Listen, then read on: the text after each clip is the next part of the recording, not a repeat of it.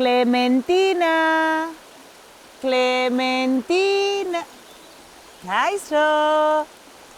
Ona etorri naiz nire liburu magikoarekin, ia Clementina topatzen dudan. Badakizuen orden Clementina? Ez duzue Clementina ezagutzen? Oso istorio polita da Clementinanera, entzun nahi duzue? Garbitu belarriak eta bazen behin saioan gaur Arturo eta Clementina. Prest zaude? Entzun!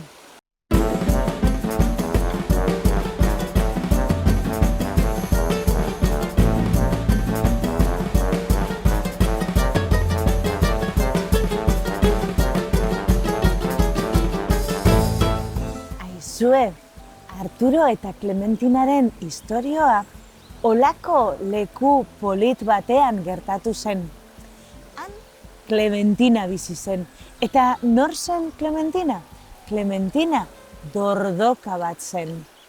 Eta arratsalde horretan Arturo ezagutu zuen. Ikusi bezain laster? Maite mindu ziren biak. Arturo Clementinarekin eta Clementina Arturorekin. Eta erabaki zuten eskonduko zirela. Ai, ze zoriontsuak izango garen, esaten zuen Clementinak. Ze ondo bizi izango garen. Joango gara Veneziara, eta ume pilo bat izango ditugu. Ai, ze pozik, ze ondo. Ai, txoratzear zegoen. Eta Arturok bitartean egiten zuen. Ai, bai, Clementina, Holanda. Aizue, elkarrekin bizitzera joan ziren. Eta erabaki zuten, egunero, Arturo joango zala janariaren bila. Eta Clementina etxean geldituko zala, gauzak txukuntzen, bazkaria prestatzen, eta egunak pasatu ahala. Clementina hasi zen aspertzen. Egun batean, Arturo lanetik etorrik bazkariarekin, eta ze moduz gaur, Clementina? Nahiko aspertuta gaurkoan. Pentsatzen egon naiz, eta uste dut, flauta jotzen ikasi nahi dudala. Flauta jotzen zuk, Clementina. Mesedes, Clementina. Ez esan tontakeriarik, Zuk, flauta, baina, zuk ez dakizu musikarik, ez dituzu notarik ezberdintzen eta gainera, zuk ez daukazu belarririk, zuk patata bat daukazu. Clementina, mesedes, ez esan tontakeriarik, Eta Clementina, baietz, agian tontakeria hutsa bat zela, pentsatu zuen. Baina Arturo pixka bat gaizki gelditu zen, eta opari bat erosi zion Clementinari. Gramofono bat ekarri zion. Ze polita, badakizue zer den gramofonoa? Musika entzuteko aparatu ederra. Eta liudatuta gelditu zen Clementinak. Bai, Clementina, gramofono bat ekarri dizut, baina begira. Zure gainean jarriko dut eta ondo lotuko dizut. Eta horrela ez duzu galduko. Eta aizue, Clementina dordokari gainean gramofono bat lotu zion. Ze ondo, gramofono bat daukat. Eta egunak aurrera joan ziren, eta Clementinak musika entzun zuen. Baina, Clementina, ze moduz gaur, nahiko aspertuta. Aspertuta? Begira, Mesedes, ez esan tontakeriarik, hainbat gauza daude egiteko mundu honetan, eta ergelak bakarrik aspertzen dira, Zer dinozu, Clementina, aspertu? Egia da, agian pixka bat ergela naiz. Egia da, ez.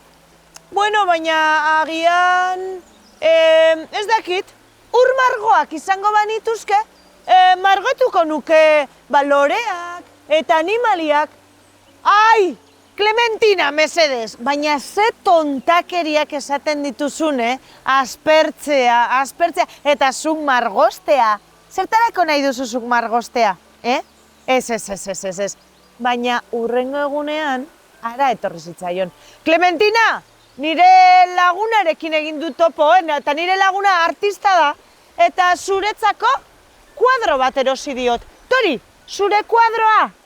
Pam! Eta gainean jarri zion. Aizue, hau askotan gertatzen zen. Arturok Clementinari opariak egiten zizkion, eta beti zen, bronka botatzen zionean, bronka bota ostean, opariak.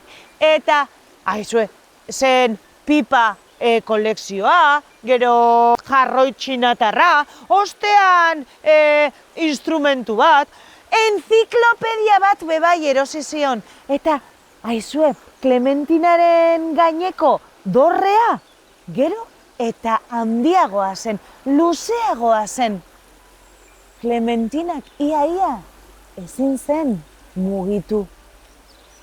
Clementina, ezin zara mugitu nahi baduzu, nik ekarriko dizut bazkaltzekoa. Bai, hori egingo zenuke. Eskerrik asko, eta Arturo horrelan pentsatzen zuen lagungarria zala, eta Clementina hobeto sentitzen zen. Aizue, egun pilo bat pasatu ziren, eta Clementina ia ezin zen mugitu. Bere gaineko dorrea erraldoia zen. Egun batean oso nekatuta, aspertuta, bere etxea ustea erabaki zuen, eta irten egin zen.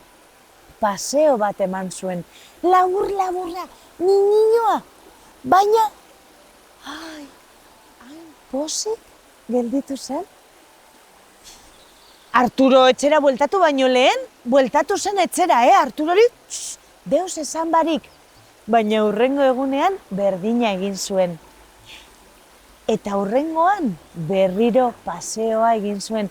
Hurrengo egunetan ere, Arturo buelta eman ostean, bera etxetik alde egiten zuen. Eta ia Arturo heldu baino lehen, bera bebai heltzen zen. Hain pozik zegoen, hain zoriontzua zen, Arturok igarri zuen, Clementina! Zu, pozik hau zaudi, posegi, zer egiten ari zara?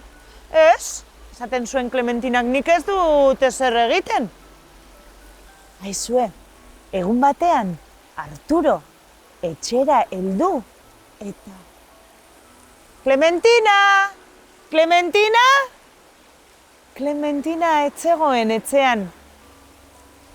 Baina, bai, antze zegoen, Clementinaren, dordokaren, etxetxoa. Eta etxearen gainean, tak, Arturo koparitutako gauza guztiak. Clementina! Baina Clementina etzen inoiz ere bueltatu. Zuek badakizue dordokak urte asko eta asko bizi direla. Eta Arturok urte nahiko pasa ostean ondino kontatzen zuen.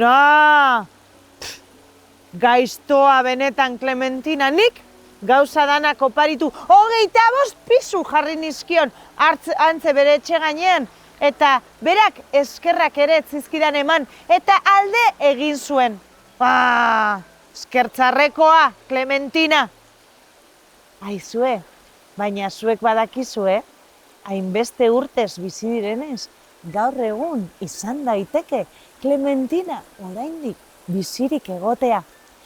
Beraz, zuek ikusten badozue noizbait, olako putxu batera joaten bazarete eta ikusten badozue dordoka bat etxe barik, deitu Clementina esaten badiozu eta Clementina bada, zuei keinu bat egingo dizue eta horrela jakingo duzue Clementina oraindik bizirik dagoela.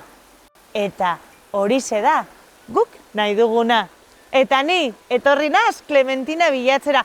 Clementina bilatzen dudan bitartean, zuek gogoratu, hemen, bazein behin saioan, Oizmendi Telebistan, astebururu gaudela zuekin, ipuinak kontatzen, eta nola ez, gure ipuin berezi bat entzun nahi badozu, nahi duzun momentuan, web orrian.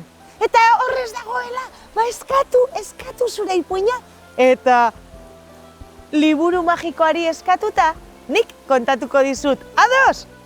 Urrengora arte, espero dut, Arturo eta Clementina gustoko izatea. Eta ni bitartean, Clementina, etorri, Clementina.